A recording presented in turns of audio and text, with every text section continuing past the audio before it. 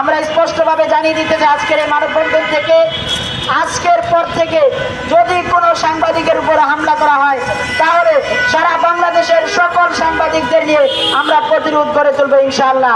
আমি শত্রুর সাথে করি গলাগলি ধরি মৃত্যুর সাথে পাঞ্জা, আমি উন্মাদ আমি জঞ্জা। সাংবাদিকতা যারা করি আমরা কিন্তু জানি আমরা মৃত্যুর মুখে সম্মুখীন হই প্রত্যেকটা সময়।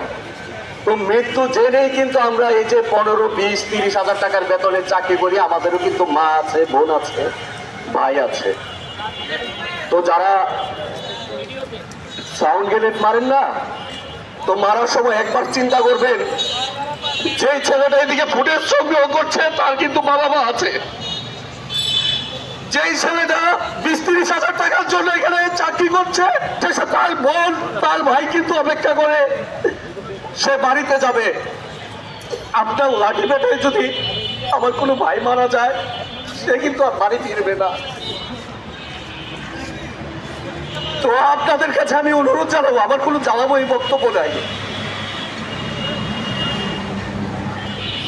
যাই করবেন আল্লাহর হিসাব কিন্তু বরাবর। উনি কিন্তু প্রত্যেককেই তার সমান অনুযায়ী তার বরাবর প্রাপ্য কিন্তু দিবেন। সবসময় আল্লাহকে ভয় করেন।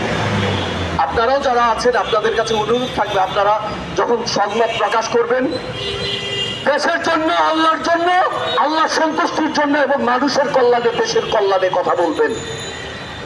আর যারা আপনারা আক্রমণ করেন করতে থাকেন, কোনো প্রতিবাদ নাই, উপর আল্লাহর কাছে দিয়ে দিলাম।